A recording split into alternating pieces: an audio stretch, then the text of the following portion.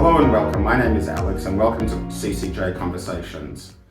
This is a series for the Council of Christians and Jews, and my name is Alex. I'm the chairman, and today we're in Melbourne, so we're on the lands of the Kulin Nation, and we have a very special guest with us. So let me introduce our special guest, Mr. Cardinal from Canada. So maybe begin by telling us a little bit about your peoples and where you're from. Yes.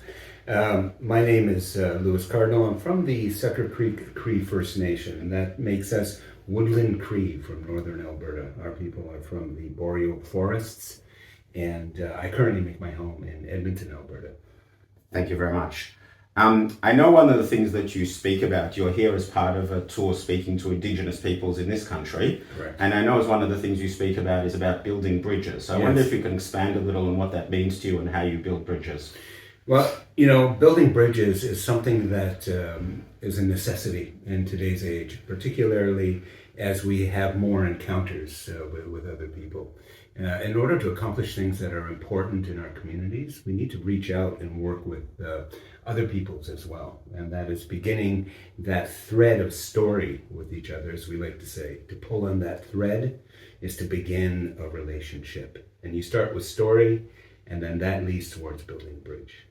As you know, that's very much in line with Indigenous thinking as well in this country. Yes. And this is a video for the Council of Christians and Jews. So I wonder if maybe this will be a very short discussion. So just maybe to finish off, if you can give us some guidance and some advice. As you know, Australia is currently going through a reconciliation process. We've got a referendum coming up later in the year. If you give us some advice of how, maybe some examples and some advice of how you built bridges in your community and how we could take that to our community, both in terms of religions coming together, but also different Indigenous groups coming together. Well, religions, they play a very important part in the great dialogues that need to take place within your society, as it has been with and still is within my country.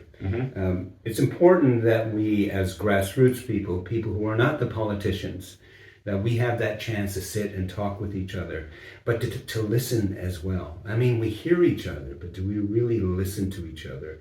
And that's the important part, is that within this Indigenous worldview, we have to practice that deep listening. As my elders would say, we have one mouth and two ears, so that we speak, but listen twice as hard to learn from each other, because each people and each person has something to offer. And if we're not listening to each other, we're going to miss something perhaps that's really important, that might even solve a problem.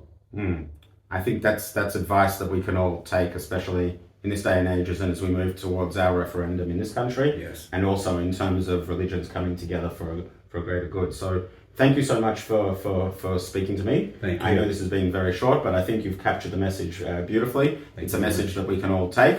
And allow me on behalf of myself and our community to welcome you to our country, to thank you for being here, and to wish you well for the rest of your stay and your group as well. Well, shalom and blessings to you. Thank you so much.